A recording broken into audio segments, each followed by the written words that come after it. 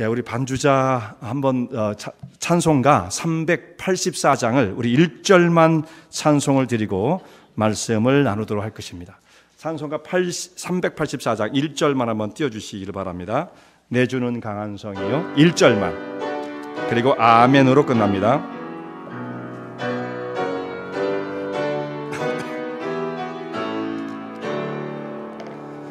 내 주는 강한 성이요 방패와 병기 되시니 그 환난에서 우리를 구하여 내시리로다. 옛 원수 마귀는 이때도 힘을 써 모략과 권세로 무기를 삼으니 천하에 누가 당하랴. 아멘.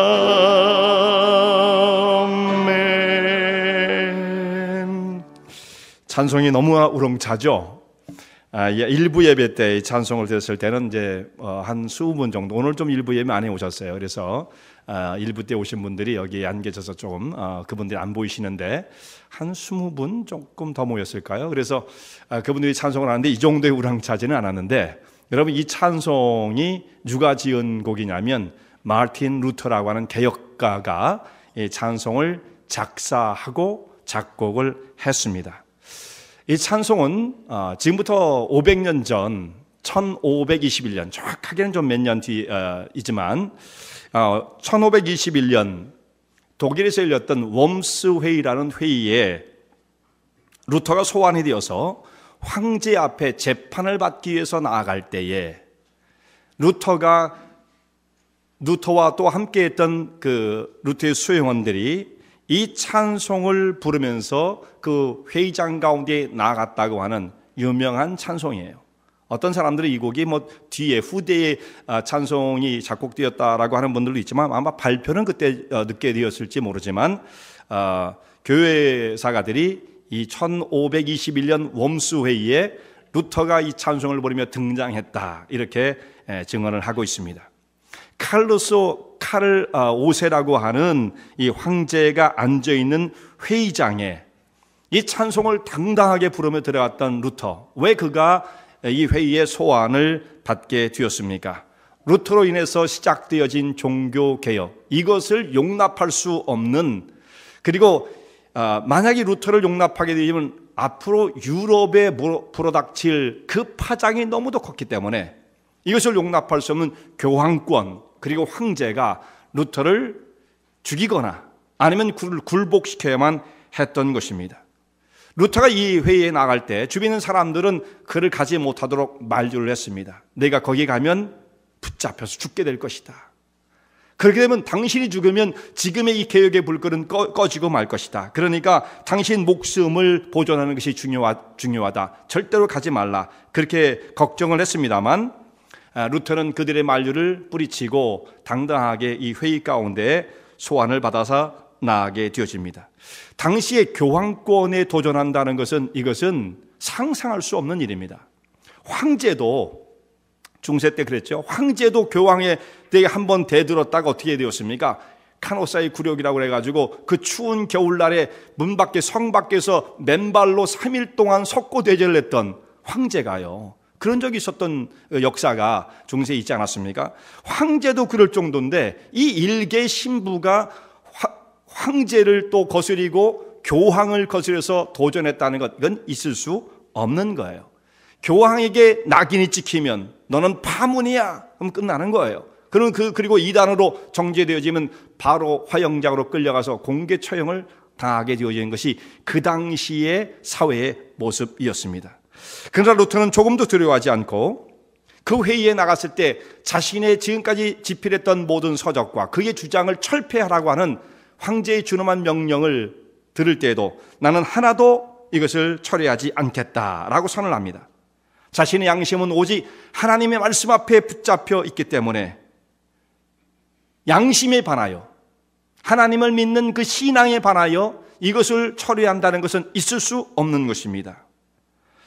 그리고 하나님을 향해서 하나님, 제가 여기 있습니다, 저를 도우소서, 이렇게 외쳤던 이 루터의 외침이 유명한 모습으로 남아 있습니다. 그리고 회의장을 박차고 나갔어요. 지금까지 황제와 또 교황에게 대들었던 사람이 아무도 없었지만 루터는 호롤단신 이처럼 교황권과 맞서는 개혁가가 되었던 것입니다.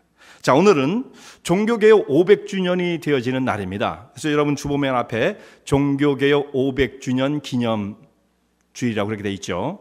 자, 500년 전, 정확하게 말하면 1517년 독일의 작은 마을인 위텐버그라고 하는 이 마을에 교회와 붙어 있는 대학이 있었어요. 그 당시에는 교회, 또 수도원, 대학 이런 것이 이렇게 붙어서 건설이 되었습니다. 그렇게 이제 운영이 되었던 거죠. 거기에 그 대학의 정문에 루터가 95개의 방방문을 적어서 게재를 하게 되어집니다. 당시의 교회는 교황이 있는 그 로마에 성베드로 성당을 짓는 이 일에 몰두를 하고 있었어요. 그래서 엄청난 자금이 거기에 소용이 되어지는데 유럽 자금을 다 끌어모아도 그걸 지을 수가 없는, 너무나 큰 대형 공사였기 때문에 우리가 지금 가가지고 로마를 가면 그 베드로 성당을 가보지 않겠습니까? 가보신 분들도 계실지 모르고 우리는 그림으로만 보죠. 그런데 거기에 그 성당이 어떤 배경을 가지고 지어졌는지를 우리가 사실상 좀 잘 알아야 됩니다. 그것이 면죄 부를 팔아서 범죄 위에 세워진, 그렇게 말하면 그분들 굉장히 싫어하겠지만 사실 그런 역사를 가지고 있어요. 참 안타까운 거죠. 이런 역사의 어떤 그 비하인드 스토리, 뭐 이건 비하인드도 아니에요. 다 공개된 거죠. 이런 것들을 우리가 생각하게 될 때 그냥 감탄하고 넋을 놓고 보고만 있을 문제는 아닙니다. 이런 엄청난 그야말로 대작을 이루기 위하여 사람들이 얼마나 사람들의 고열을 짰으며 심지어는 하나님의 생명의 말씀 진리까지도 전복시켜서 인간들 사람들을 무지 가운데로 몰아넣고 그들을 이 일을 하는 데에 동원했던가를 생각하게 되어질 때 어떻게 보면 참 그것은 슬픈 과거였다, 슬픈 역사였다라는 말씀입니다. 자, 이렇게 면죄부를 파는 교황의 그 교황권에 맞서서 루터는 이것을 절대로 용납할 수가 없었습니다. 그래서 자기의 신앙의 어떤 그 깨달음을 따라서 95개의 방방문을 써서 내걸었는데, 자, 이것을 쓰게 될 때 루터는 이 방방문을 한 가지를 게재를 하면 이제 세상이 뒤집어질 거다 이렇게 생각한 것은 아니에요. 그는 전혀 이런 것을 예측하지 못했습니다. 단지 이런 일들은 있어서는 안 된다, 자기가 이런 생각을 가지고 있을 때 교황이 하고 있는, 지금 교회가 하고 있는 일이 성경적으로 얼마나 잘못된 것인가를 그가 의견을 피력한다면 교황청이라든지 어떤 교회의 어떤 공식적 입장에서 토론을 제안을 하게 되어지고, 그러면 자기는 그 토론을 통해서 이것을 원만하게 풀고 수습해 가기를 원했던 거예요. 이걸 뭐 교황권을 부정하고 교회를 개혁하고 이런 생각은 그가 꿈에도 갖지를 못했던 것입니다. 그런데 루터가 쓴 이 반박문은 이제 전 유럽으로 퍼져나가게 되어지고 전혀 예측하지 못한 일이 벌어지게 되어집니다. 결국 교회의 개혁에 불꽃이 지펴지게 된 것입니다. 개혁가 루터는 1483년 출생이에요. 1483년. 그의 아버지는 한스라고 하는 사람인데 이 사람이 원래 루터를 낳을 때 당시에는 광부였다는 거예요. 광부. 그 당시에 거기 유럽의 동광, 그러니까 구리를 캐는 그 광산에서 일을 하는 광부였습니다. 근데 나중에 이 사람이 광산의 경영권을 소유한 사람으로 발전하는 것을 보면 젊었을 때는 광부였지만 나중에 그렇게 이제 발전하게 돼요. 이제 그런 걸 볼 때 이 루터의 아버지가 상당히 사업수완과 어떤 능수능란함이 있었던 유능한 사람이었다는 것을 우리가 생각할 수가 있습니다. 루터의 아버지 한스가 자기 아들을 교육하는데 굉장히 그 큰 관심을 가지고 있었던 사람이에요. 우리도 교육률이 높지만 이 아버지가 교육률이 높았습니다. 그래서 루터를 보니까 굉장히 똑똑하고 앞에 전망이 있어 보이니까 이 아이를 잘 키워서 정계에 중심에 진출시키고자 하는 그런 생각과 포부를 갖고 있었어요. 그래서 그렇게 되기 위해서는 법률가를 만드는 것이 좋겠다 생각해서 그가 루터를 법률을 전공하게 하려는 의도를 가졌습니다. 어쨌든 이 아버지는 루터를 교육시키기 굉장히 애를 많이 썼고 좋은 지역에 좋은 학교에 루터를 진학시키게 되어집니다. 근데 그가 성장하고 난 다음에 루터는 아버지의 그 바람과는 다르게 아버지의 권유를 다 뿌리치고 그의 소망도 다 뿌리치고 루터는 수도사가 되기 위해서 결단을 하고 수도원에 들어가게 되어집니다. 이렇게 될 수밖에 없었던 것은 루터가 관심을 가지는 것은 세상에서 내가 얼마나 출세를 하고 어떤 자리에 올라가느냐, 이것이 그에게 있어서는 하나도 중요한 문제가 아니었던 거예요. 루터가 중요하게 생각하는 건 뭐였느냐면 참 독특합니다. 그가 생각한 것은 자기 영혼과 씻을 수 없는 죄의 무거운 짐을 지고 그는 고통을 당하고 있었어요. 자, 여러분 이런 사람이 있습니까? 여러분 지금도 내가 지은 죄와 나의 영혼의 문제를 끌어안고 그것을 가지고 막 씨름하는 사람이 있으세요? 루터는 그런 사람이었어요. 어떻게 사람이 살아야 되는가? 그 하나님 앞에 나는 어떻게 삶을 살아야 하는가? 만약 하나님 앞에 죄를 지으면 그 사람은 영원한 심판 가운데 처해질 것이라고 하는 교회의 가르침을 그대로 받아들이고 그 자기를 들여다보니까 자기는 씻을 수 없는 이 죄의 문제에 붙잡혀 있는 죄인 중에 죄인이라는 것을 그가 깨닫게 되었어요. 그럼 이거 어떻게 해결하면 좋다는 말인가? 그래서 할 수 있는 방법은 그래도 죄를 제일 적게 짓는 방법으로 수도사가 되는 것이 좋겠다. 그래서 그는 수도원, 어거스틴 파에 속한 수도원에 들어가게 되어집니다. 그때 그의 나이가 22살이었어요. 수도원에 들어간 루터는 정말 이 사람은 성실한 사람이었어요. 다른 사람들 일어나기 전에 먼저 일어나서 수도를 쌓는 사람, 열심히 부지런히 노동을 하는 사람, 거기 뭐 수도만 쌓는 게 아니라 이제 땅도 일궈야 되고 그건 노동을 하는 사람, 경건에 힘쓰는 사람, 성경을 읽고 기도하는 데 힘쓰는 사람, 다른 사람보다 훨씬 더 수도사로서의 그 정해진 룰 이상의 것을 그는 감당하는 사람이었어요. 그래서 자기를 계속 자기 자신을 몰아붙였습니다. 더 경건해져야 돼, 더 수도를 쌓아야 돼, 더 노력해야 돼, 이렇게 하면서 자기 자신을 그렇게 채근을 했던 것입니다. 이것은 죄와의 치열한 싸움이었던 거예요. 이렇게 하면 나의 죄의 문제를 해결할 수 있지 않겠는가. 그런데 아무리 노력해도 자기 죄의 모습을 떨쳐버릴 수가 없는 거예요. 아무리 노력한다 할지라도 자기 죄의식은 사라지지 않는 거예요. 해결되었다는 것을 전혀 느낄 수가 없는 것입니다. 그럴수록 자기는 더더욱 자신을 더 강하게 몰아붙였습니다. 루터는 고해성사를 많이 했던 사람이에요. 지금도 우리 고해성사 하라고 그러잖아요. 성당에 가면 고해성사를 많이 했던 사람이에요. 자기 죄가 생각나면 이제 신부를 찾아가가지고 고해처에 가가지고 죄를 하나씩 다 고백을 합니다. 이걸 다른 사람도 얼마나 많이 했는지 어떤 경우에 기록에 보면 그 사람이 6시간 동안 고해성사를 했다는 기록이 나와요. 이것도 많이 했던 사람이에요. 그러니까 여러분 생각해보세요. 6시간을 하려면 아침이 시작하면 한나절이 다 가는 겁니다. 그 계속 자기의 죄를 생각나는 것마다 다 그걸 고백하는 거예요. 루터도 대단하지만 그 죄를 들어준 신부도 대단하다 생각하지 않습니까? 6시간 동안 꼼짝 못하고 죄 지은 얘기를 다 들어주는 거예요. 그리고 이제 잘 일어나서 집으로 돌아올 때, 자기 처소로 돌아올 때 그 마음이 홀가분해져야 되는데 홀가분한 것을 느끼지 못하고 고해가 끝난 다음에 일어나면 또 죄가 생각나는 거예요. 이건 내가 고백하지 못했는데 이걸 어떻게 하면 좋단 말인가. 그러니까 그가 결론을 낸 건 뭐냐면 아무리 죄를 고백해도 고백하는 것으로는 죄를 해결할 수 없다는 것을 스스로 깨닫게 되어집니다. 더 죄책감을 느끼게 되어지는 거죠. 그러면서 그가 생각한 것이 이 죄는 한 가지 어떤 사건을 고백하는 것으로 해결할 수 있는 것이 아니라는 것을 깨닫게 되어져요. 이것은 따로따로 분리되어진 한 사건들이 아니라 자기 속에 들어있는 세력과 상황, 컨디션이라는 것을 깨닫게 되어지죠. 나는 바로 죄의 상황 가운데 들어있고 그 세력에 붙잡혀 있다는 걸 깨닫게 되어지는 것입니다. 여러분, 우리가 이렇게 말하는 분들이 가끔 있거든요.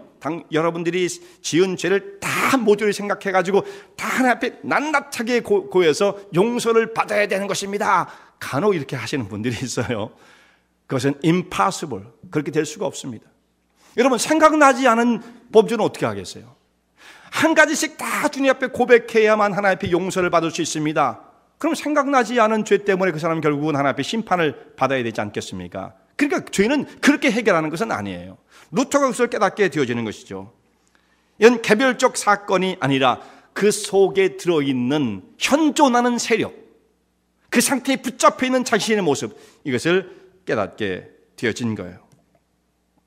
그래서 결국은 이 세력을 정복하지 못하면 사람은 죄로부터 벗어날 수가 없는 거예요. 고백하는 거 한두 가지로 이것으로 죄를 해결할 수는 없습니다. 물론 제가 또 드리는 말씀은 오해하진 마세요. 그냥 죄를 지은 건 회개할 필요가 없단 말인가, 또 이렇게 오해하진 마세요. 혹시 또 이해를 이상하게 하시는 분들이 있어서 말씀을 드리는 거예요. 그런 뜻은 아닙니다. 하나님 앞에 회개를 하지만 그 개별적 사안을 회개했다는 것 때문에 죄가 해결되는 것은 아니다라는 거죠. 회개는 해야 하지만 더 근본적인 문제가 있다는 것을 말씀을 드리는 것입니다. 그래서 루터는 이 문제를 가지고 그렇게 끌어안고 고민을 했지만 죄를 벗어날 수 없다. 자기의 한계를 깨닫게 되어집니다. 근데 그러던 즈음에 루터에게 새로운 기회가 찾아와요. 로마로 가게 되어지는 기회를 그가 얻게 되어집니다. 로마의 어떤 신학적 논쟁이 그 당시에 벌어졌는데, 이 수도원에서 신학적 논쟁과 이 교황청 로마에서 있는 그 생각이 어떻게 다른 것인지 그것을 해결하기 위하여 루터와 또 다른 사람이 로마를 방문하게 되어집니다. 자, 로마에 방문했을 때 루터는 굉장한 기대를 갖고 있었어요. 여기에 가면 정말 새로운 세계가 있을 거다. 여기에 가면 경건한 사람을 만날 수 있을 것이다. 거기 가면 정말 경건하게 준비되어 있는 하나님의 종들, 사제들을 만날 수 있을 것이다 라고 하는, 그들과 교제를 하면서 뭔가를 크게 배울 수 있을 것이다 라고 하는 이런 기대를 가지고 로마를 찾게 되어집니다. 로마에 특별히 무엇이 있었느냐면, 여기 가면 스칼라 상타라고 하는 성당이 있는데, 이게 여기에 계단이 28개의 계단이 이렇게 설치가 되어 있었어요. 이건 뭐냐면은 빌라도의 계단으로 지금 불려지고, 지금도 우리가 로마에 가면 이것을 찾아가 볼 수가 있습니다. 가보지 않았어도 그림이 나와요. 찾아보시기 바랍니다. 근데 이게 이제 어떻게 된 거냐면, 이름이 왜 빌라도의 계단으로 로마에 이 계단이 붙어 있느냐면, 콘스탄티누스 황제의 어머니가 헬레나인데, 헬레나. 그 사람이 예수를 믿는 이제 좋은 신자였어요. 이 사람이 이제 기독교 공인되고 난 다음에 어떻게 하면 성질을 회복하고 거룩한 것들을 잘 보존할 수 있을까라고 하는데 관심을 크게 기울였던 사람이에요. 근데 그렇게 이제 성길을 찾아다니다가 빌라도의 계단이라고 보여지는 한 곳을 찾고 이것을 통째로 다 이렇게 수거를 해가지고 이걸 로마로 옮겨오게 됩니다. 개인은 못하죠. 그러니까 황제의 어머니니까 그 정도의 능력을 가지고 그 계단을 뜯어와가지고 로마에다 설치를 해놓고 거기다 이제 계단을 다시 만든 거예요. 그거 그대로 원본을 가져와가지고요. 그 재료를 그대로 가져와서, 그래서 이제 예수님께서 재판을 받으실 때에 이 계단을 올라가셨다라고 하는 이제 그런 이야기가 있고, 그래서 예수님께서 오르셨던 그 계단, 빌라도의 그 계단을 사람들이 무릎으로 기어 오르며 한 계단을 올라갈 때마다 계단에 입을 맞추고 또 죄를 회개하면 하나님 그들의 죄를 사해 주신다라고 하는 전설이 퍼지기 시작했어요. 성경에는 없어요. 이게 전설이에요, 전설. 자, 이런 교회의 분위기를 여러분 한번 생각해 보세요. 그때 당시는 충분히 그럴 수 있었던 것이, 많은 사람들이 글자를 모르고 어떤 사람들이 전해주는 이야기를 듣고 그것이 어떤 생각 속에 자리를 잡게 되어지는 그런 시대였기 때문에 미신적인 것이 교회에 들어오기 아주 용이했던, 아주 쉬웠던 것입니다. 그러니까 이런 전설이 퍼져나가면 사람들이 죄를 회개해야 하며 그 성당의 계단, 28개의 계단을 무릎으로 기어 오르는 이런 일을 늘 했던 것입니다. 루터도 그 말대로 내가 여기 가서 회개를 하면 내 죄가 사해질 것인가 라고 하는 마음을 가지고 계단을 무수히 올라가기 시작했어요. 무릎으로 기어 오르고 또 내려 또 올라가고, 정상에 올라가서 생각하면 이제 그렇게 하였은즉 자기 마음이 편안함과 하나님의 위로를 받아야 할 텐데, 아무리 그 일을 반복하고 무릎팍이 벗겨진다 할지라도 마음속에 있는 평안을 찾아볼 수가 없는 거예요. 꼭대기에 올라가서 루터 스스로가 이렇게 생각합니다. 이게 도대체 무엇이란 말인가? 좀 다른 말로 말하면 이게 내가 도대체 뭐 하는 짓인가, 이런 거죠. 이게 무슨 의미가 있단 말인가? 이것과 죄의 사함이 무슨 관계가 있단 말인가? 정말 루터는 여기에서 실망을 금할 수가 없었던 것입니다. 그러면 죄의 문제는 어떻게 해결하는가? 이 일에 그냥 그는 매달리게 되었던 거죠. 로마에 와서 그는 경건한 사제들 만날 것이라고 생각을 했지만 로마에 있는 사제들은 보니까 이들에겐 어떤 경건함이나 어떤 인격적인 성숙을 전혀 찾아볼 수가 없었어요. 사람들은 다 무식했고 이 사제들이 공부를 안 하는 거예요. 경박했고 가볍고 준비되지 않은 사람들이었고 비인류적인 사람들이었고 욕심만 많은 사람들이었고 타락한 성직자들이 그 로마를 채우고 있었던 것입니다. 이들의 태도를 보면서 루터가 크게 실망을 하지 않을 수가 없었습니다. 그는 대단한 기대를 가지고 로마를 찾았지만 결국은 로마에서 실망만 하고 돌아가게 되어지는데 슬픈 마음을 가지고 로마를 떠나면서 그러니까 이런 말을 남겼다고 그래요. 로마여 안녕. 로마에게 작별을 고하면서 이렇게 말을 했습니다. 거룩한 삶을 살기를 원하는 사람은 로마를 떠날지어다. 이 거룩한 삶을 원하면 로마를 떠나야 돼요. 로마에는 모든 것이 허용되지만 정직한 사람이 되는 것은 허용하지 않는다. 이렇게 말을 했어요. 그러니까 로마의 그 상황이 어떤 상황이었는지 우리가 짐작할 만하죠. 사람들은 무직 가운데 붙잡히고 미신적인 신앙에 빠져들고 성직자들은 타락했다. 이것이 로마만 그러했겠습니까? 곧 중세의 모습이고 이것은 유럽의 모습이고 교회의 모습이었던 것입니다. 로마에서 돌아온 루터가 이제 자리를 옮기게 돼요. 비텐버그라고 하는 곳으로 자리를 옮깁니다. 거기에 수도원이 있었어요. 아까도 그 반방문 95개 방문을 써 넣었던 것이 바로 여기죠. 이곳으로 이제 그 수도원을 옮깁니다. 그리고 29세에 29살에 신학 박사 학위를 받게 되어져요. 그리고 여기서 이제 학생들을 가르치는 신학 교수가 되어집니다. 학생들을 가르칠 때 그는 이제 제일 처음에 시편을 강의하면서 성경 말씀을 강의하고 가르쳤어요. 그러던 중에 그가 로마서를 연구하기 시작합니다. 로마서를 연구하는데 오늘 우리가 읽은 1장 17절, 로마서 1장 17절을 읽는 그 순간 이 말씀을 읽고 루터가 어떻게 되냐? 놀라운 깨달음을 깨달았으면 얼마나 좋았겠습니까? 그러질 못했어요. 오히려 이 말씀을 읽고 루터는 철저하게 더 절망을 하게 되어집니다. 여러분 한번 1장 17절을 한번 보세요. 다시 한번 이 말씀을 읽어보도록 하겠습니다. 17절 같이 읽겠습니다. 시작. 복음에는 하나님의 의가 나타나서 믿음으로 믿음에 이르게 하나니 기록된 바 오직 의인은 믿음으로 말미암아 살리라 함과 같으니라. 자, 이 말씀을 읽고 루터는 절망 가운데 빠집니다. 왜냐하면 복음에 하나님의 의가 나타났다는 거예요. 의가 나타났다. 어떻게 하나님의 의가 나타났는데 이것이 복음이 될 수가 있느냐? 그는 의라는 것을 생각할 때 두려움에 사로잡힙니다. 모든 사람이 다 죄인이고 특별히 자기가 죄인인데 하나님의 의 가운데 죄인이 어떻게 설 수가 있다는 말인가?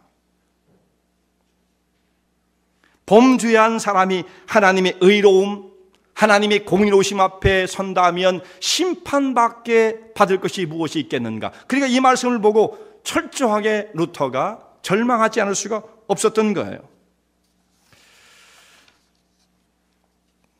자신은 그 문제를 해결하기 이렇게까지 진지하게 고민했고 수도사가 되었고 경건을 힘썼고 로마에 갔고 성경을 연구하고 교수가 되었지만 이 문제를 해결할 수가 없어요. 그리고 로마서 1장 10절을 읽으면서 절망을 하게 되어집니다. 자, 여기서 말하는 의가 영어 성경으로 보면 righteousness로 되어 있겠죠. righteousness. 사람에게 어떻게 righteousness가 있느냐? 어떻게 정당함이 있을 수가 있느냐? 이 말을 또 다른 말로 어떻게 번역할 수 있습니까? justice로 번역할 수가 있죠. 하나님의 공의로우심 앞에 어떻게 죄인이 설 수가 있느냐? 그건 절망밖에 없다 이거죠. 절망이다. 이것이 어떻게 복음이 될 수 있는가? 만약에 이 말씀이 복음이 되기 위해서는 어떻게 되냐면 루터는 이렇게 생각했어요. 하나님은 의롭지 않으신 분이시기에 이렇게 해야 합니다. 하나님의 의가 나타나면 안 되는 거예요. 루터에게 있어서는 의롭지 않으셔야 우리의 죄도 그냥 내버려 두시고 처벌하지 아니하시고 죄로 여기지 않는 분이어야만 이게 문제가 없는 거예요. 근데 하나님의 의라면 우리가 어찌 하나님 앞에 설 수가 있단 말인가? 이것은 복음이 될 수 없다. 자기를 괴롭히는 말씀이고 이 말씀을 그는 증오했다라고까지 얘기를 해요. 하나님의 의, 이것을 증오했다라고까지 말을 합니다. 복음과 하나님의 의가 어떻게 하나로 붙어 있을 수가 있는가? 복음은 이런 것이 아닌데 하나님의 의가 나타난 복음, 이건 복음이 될 수 없다라고 생각을 했어요. 자, 이 말씀을 깨닫기 위해서 루터는 몇 달 며칠간 씨름을 하게 되어집니다. 이 말씀이 그것으로 끝나지 않고 복음에는 하나님의 의가 나타서 믿음에서 믿음으로 이르게 하나니 오직 의인은 믿음으로 말미암아 살리라 함과 같으니라. 그 뒤에 있는 말씀 보니까 오직 의인은 믿음으로 말미암아 살리라는 말씀이 같이 결합되어 있는데 이것이 도대체 무엇을 의미하는지를 루터는 깨닫지를 못합니다. 몇 날 며칠간 이 말씀을 붙들고 씨름하는 가운데 그가 하나님의 의가 의미하는 바가 무엇인지를 새롭게 깨닫게 되어져요.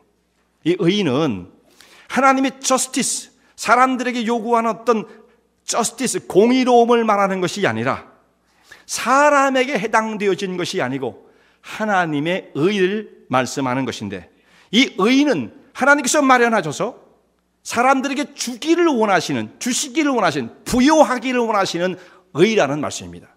사람이 어떤 공로를 세우고 하나님의 마음에 합당한 일을 함으로써 자기의 스스로의 노력과 준비되어진 것으로 하나님의 의를 인정받는 것이 아니라, 아무도 그럴 사람 없죠. 하나님께서 마련되어진 의를, 이건 다 하나님의 의예요. 그러니까 사람은 이런 걸 만들 수가 없어요. 그런데 하나님께서 주시고자 하는 자에게 값없이 주시는 선물이다. 어떤 사람에게 이걸 주십니까? 믿음을 가진 사람에. 그러니까 어떤 공로를 세워서가 아니고 무엇을 해서가 아니라 그냥 하나님을 믿는 그 믿음 한 가지만을 보고 사람을 의롭다 하시는 하나님이 주시는 일방적 선물이라는 것을 그가 깨닫게 되어져요. 아, 이거구나.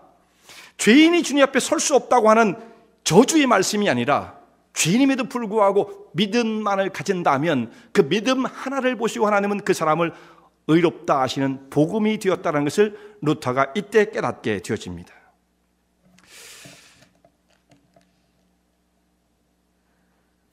이 말씀, 복음의 말씀을 깨닫는 그 순간 그때의 감동을 이렇게 표현했어요. 루터가 이렇게 말합니다. 나는 그때 새로 태어난 것처럼 느꼈다. 그리고 내 앞에 천국문이 활짝 열리는 것을 느꼈다. 성경 전체가 새로운 의미를 갖게 되었다. 하나님의 정의, justice of God, 하나님의 정의, 이 구절이 자기 가슴 속에 미움, 증오를 가져다 주었지만 오히려 이제는 그 말씀이 자기에게 하나님의 사랑의 달콤함을 느끼게 했다. 완전히 변한 거죠. 루터가 이제 복음을 깨닫게 되었어요. 그리고 이게 놀라합니다. 감격스러워하는 거예요.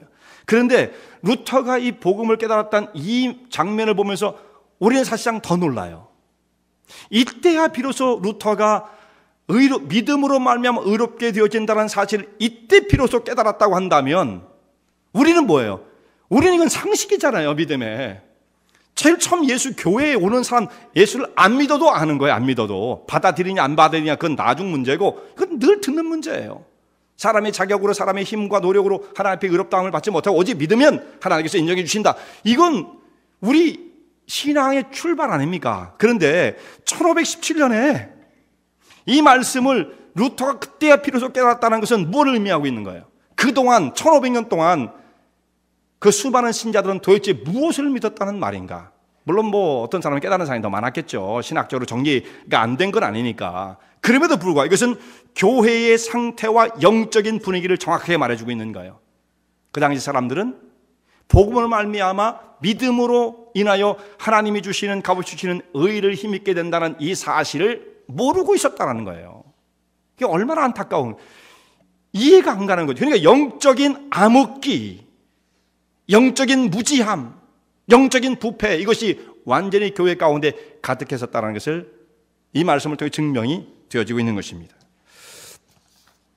루터가 이 복음의 놀라운 말씀을 깨닫고 감격스러워하고 있을 그때에, 이때 유럽의 교회는 면죄부의 문제로 들끓고 있었습니다. 당시의 교황이 레오 10세였는데요. 이 성당을 건축하면서 자금이 모자라게 되니까 수단과 방법을 가리지 않고 자금을 끌어모으는 거예요. 그래서 했던 것이 면죄부를 판매하는 것입니다. 면죄부를 판매하는 일에 앞장섰던 사람이 있습니다. 교황이 직접 나서 파는 것은 아니고 지역마다 딱딱딱딱 배당을 주었어요. 그래서 지역 책임자가 딱 있습니다. 이 지역 다 이제 교구로 나눠지잖아요. 그래서 독일 지역의 그 책임자는 잔 테첼이라는 사람이 그 지역 책임자가 되어집니다. 이 사람이 얼마나 수완이 좋은 사람인지, 이 사람도 수도사 출신이에요. 루터와는 다른 수도사입니다. 도미니칸 수도사 출신이라고 그러는데 그 사람이 얼마나 수단이 좋은지 온갖 속임수를 다 동원해서 사람들에게 감언이설로 사람들을 속여서 면죄부를 사게끔 만드는 거예요. 어떤 식으로 거짓으로 속였느냐? 자, 옛날에 그 당시에 이제 면죄부를 파는 그 사진은 없고요. 그 당시에는 사진은 없으니까 그림들이 있어요. 그림들. 그걸 좀 서칭해서 여러분 보시면 면죄부를 판매하는 당시의 그림들이 이제 여러분 찾을 수 있어요.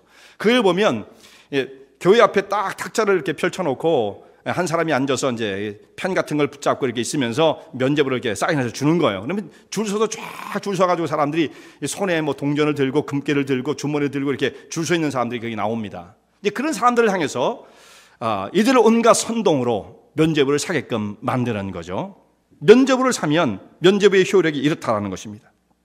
면죄부는 죄인들을 세례보다 더 깨끗하게 만든다. 성경에 나와 있는 세례 그것보다 면죄부가 더 효력이 있는가 이런 식으로 가르치는 거예요. 이게 정말 이게 어떻게 된 겁니까? 그런데 사람들은 그것을 듣고 면죄부를 삽니다. 면죄부를 사서 깨끗하게 되어지는 그 사람은 하나님께서 아담을 창조하셨을 때의 그때의 순전한 모습보다 더 순전한 상태로 변화된다. 이런 말을 들으면 사람들이 뭐 그것이 귀가 솔깃하는 거죠. 야, 이거 뭐 몇 푼 내고 이거 적지 않았어요, 물론. 그 면죄부를 똑같은 액수로 매겨서 판 건 아닙니다. 그 사람의 계급과 신분, 재산의 정도를 따라서 이 가격이 다 달라져요.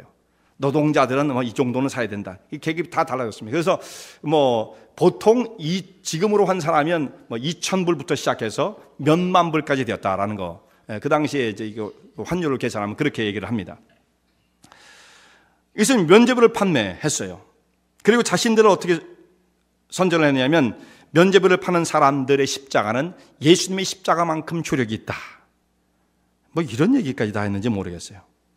그리고 살아있는 사람들만 사게 되어지면 숫자가 한정되어지잖아요. 그러니까 우리 식구가 5명이에요. 한 5명의 면죄부를 팔았다. 그러면 그걸로 끝나잖아요. 그러니까 이 사람도 어떻게 했느냐 하면 옛날에 죽은 사람들, 과거에 이제 그 사람들이 천국을 못 가고 이 천주교 교리는 연옥이 있으니까 연옥에 빠져 있는 사람들을 위해서 면죄부를 사라. 그럼 이건 뭐 거의 무한적이죠. 조상들이 많으니까. 그런데 그렇게 해서 면죄부를 팔았습니다.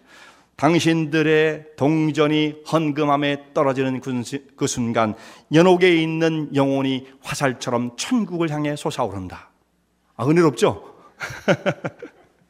예? 그 말을 듣고 사람들이 막 은혜를 받는 거예요. 이게 저렇게 된다면 뭐 우리가 그 조상을 위해서 이거 뭐 집을 못 팔 게 뭐 있냐. 그래서 면죄부를 사는 것입니다. 루터가 볼 때는 이건 엄청난 죄악으로 보였던 거예요. 사실 로마서 1장 17절을 읽으면서 그렇게 죄의 문제와 싸우고 맞서서 수도사로서 경건하게 훈련을 쌓고 최선을 다해봤지만 쓸 수 없는 그 죄가 돈 몇 푼으로 죄가 사해진다는 것을 교류화해서 사람들을 속이고 있다는 것을 생각할 때 이건 참을 수 없는 거죠. 성도들은 그런데 그걸 분간하지 못합니다. 진리가 무엇인지, 복음이 무엇을 의미하는 것인지를 알지 못한 채 그저 내 마음에 시원하면 은혜를 받았다고 생각해요. 여러분, 이런 게 은혜가 아니에요. 자, 면죄부를 사고 어떤 사람, 야, 정말 우리 조상들도 다 구원받고 우리 가정도 다 구원받고 정말 하나님이 주신 축복을 받을 수 있어. 은혜를 받을 수 있어요. 그러니까 여러분, 사람들이 은혜를 받는다는 것이 마음의 감동과 평안이 왔다는 것을 은혜로 생각하는데 거짓된 것을 가지고도 얼마든지 은혜의 상태, 그런 감정적 상태는 경험할 수 있어요. 그렇지 않습니까? 그러니까 진짜 중요한 건 뭐냐면 하나님의 진리의 말씀으로 내 영혼이 감동을 받고 새로워지고 영혼이 변화되어지는 것이 진짜 은혜지. 마음이 기뻤어, 재밌었어, 이거 가지고는 그걸 은혜라고 말할 수 없습니다. 근데 우리는 다 그런 걸 은혜라고 생각하죠. 얼마든지 거짓된 것에 사람은 무지하면 거기에 우리는 현혹될 수 있는 것입니다. 루터는 이것을 보면서 백성들을 속이는 그 교회의 모습을 보면서 정말 참을 수 없는 분노를 느낄 수밖에 없었던 거죠. 자기는 평생을 걸고 집요하게 붙잡았던 그 구원의 문제를 돈 몇 푼으로 해결한다. 면죄부를 사라. 어떻게 해서 받아들일 수가 있겠습니까? 그래서 그는 95개의 조의 반박문을 적어서 위텐버그 성당 대문에 못을 박아 게재를 하게 된 것입니다. 그것이 500년 전 1517년 10월 31일이 되어집니다. 오늘 우리가 29일이니까 한 하루 이틀 남게 된 것입니다. 자, 이 반박문은 급속도로 독일 전역으로 퍼져나가게 되었어요. 루터는 그런 생각을 못했어요. 이것이 무슨 나중에 파장을 일으킬 것인가 기대를 못했습니다만 독일 전역으로 이 반박문의 내용이 퍼져나가면서 독일인들의 마음에 불을 붙였던 것입니다. 야, 우리가 까맣게 속은 거구나. 우린 바보였구나. 이렇게 우리는 이용만 당한 것이구나. 이걸 깨닫게 되었는 거죠. 복음의 말씀이 무엇을 의미하는지를 생각하게 되었던 것입니다. 이 소식이 이제 로마 교황청까지 알려지게 됐고, 네로 10세가 루터를 볼 때 어떤 생각이 들었겠습니까? 저 시골 구석에 말이야, 아무도 알아주지 않는 젊은 사제하나, 이때가 루터의 나이가 34살이었어요. 아무도 알아주지 않는 시골 촌구덩이에 무슨 저런 희한한 인물이 태어나가지고 이렇게 소동을 치느냐. 그래서 루터의 얘기를 어떻게 얘기했냐면, 산돼지 한 마리가 들어와가지고 주님의 포도원을 짓밟았다. 그 산돼지를 잡아야 된다. 이렇게 얘기를 했어요. 그래서 그를 즉각적으로 파문을 시킵니다. 근데 그 당시에는 교통이라든지 이런 것들이 지금 같지 않잖아요. 지금은 그냥 전화로 해가지고 파문을 시키면 되는데, 그때는 그렇게 안 되니까 사람이 직접 들고 가야 되잖아요. 시간이 오래 걸려요. 그러다 보면 이걸 들고 가다 보면 그 사이에 정치적 상황이 막 변합니다.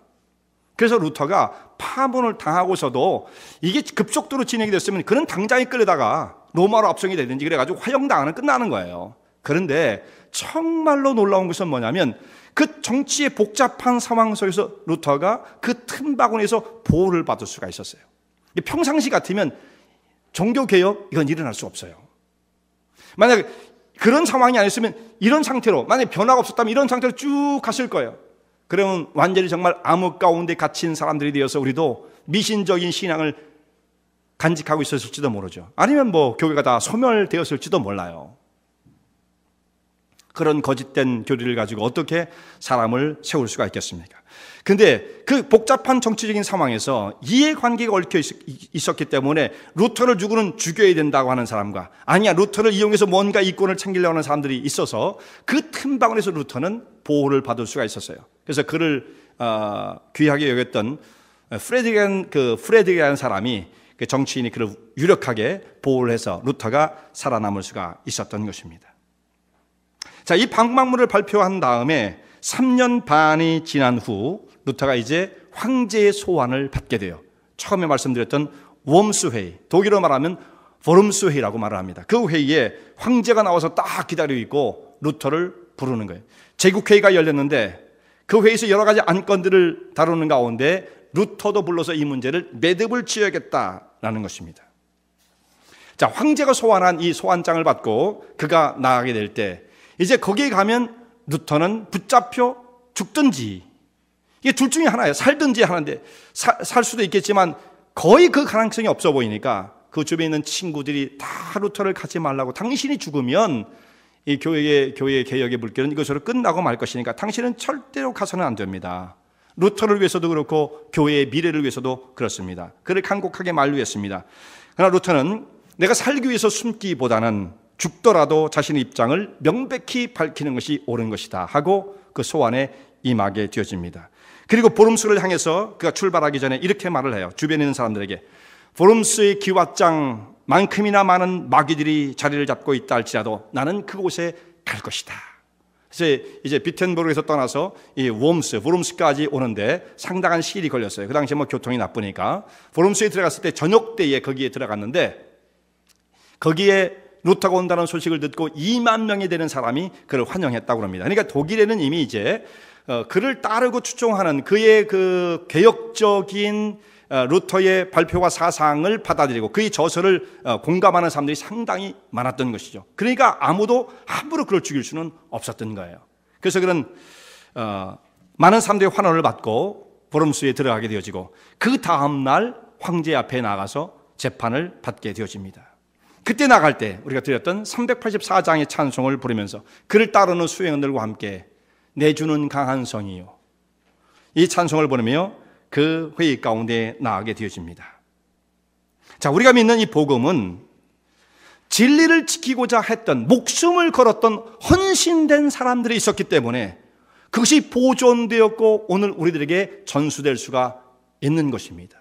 이게 저절로 되어진 것은 아니에요. 누군가가 하나님의 생명의 말씀을 목숨처럼 여기고 그것을 생명을 다하여 지키려고 했던 개혁가들, 루터와 같은 사람, 이 한 사람은 아니죠. 그와 같은 수많은 사람들의 헌신을 통하여 보존되어지게 되었고 오늘 우리에게 전수된 것입니다. 자, 종교개혁 500주년을 맞이하면서 지금 2017년 오늘날의 우리 교회를 돌아보게 되어지면 여러분 어떤 모습을 느낍니까? 여전히 지금 교회는 개혁되어야 할 수많은 문제들을 안고 있어요. 특별히 많은 문제들이 있지만 지금 교회 안에 파고들고 있는 세속주의가 가장 문제예요. 그 세속주의는 그 속에 여러 가지 것들을 파생을 시킵니다.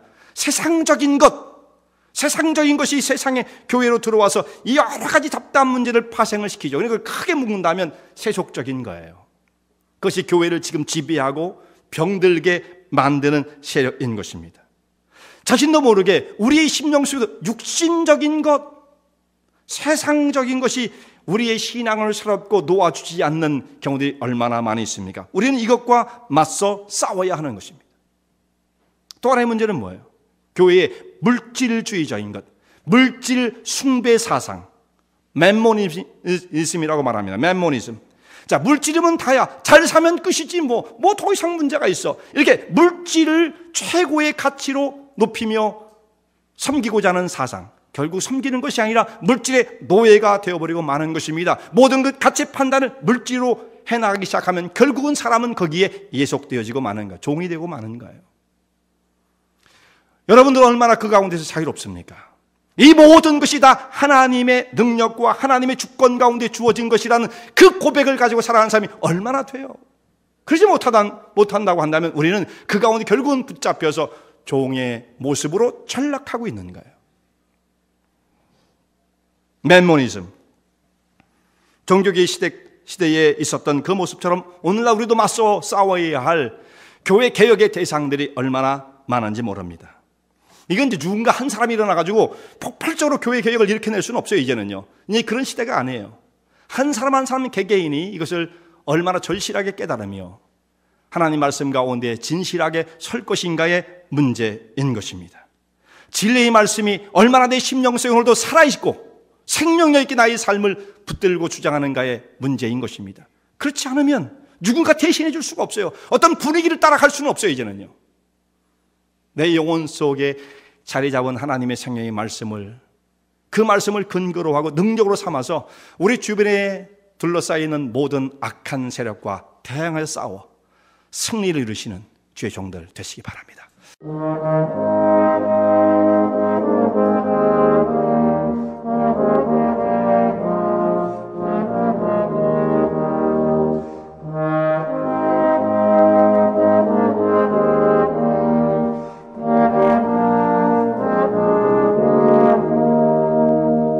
이 설교 말씀을 듣고 신앙 상담을 원하시는 분들은 847-962-4412번으로 전화 주시기 바라며 은혜와 진리 장로교회는 230 US 하이웨이 45번 인디언 크릭 일리노이 60061에 위치하고 있습니다. 주일 1부 예배가 아침 8시, 2부 예배가 11시에 있으며 새벽 기도가 매주 화요일부터 토요일까지 오전 6시에 있습니다. 그리고 금요 성경 공부가 저녁 8시에 있습니다. 하나님의 은혜와 은총이 항상 여러분과 함께 하시길 바랍니다.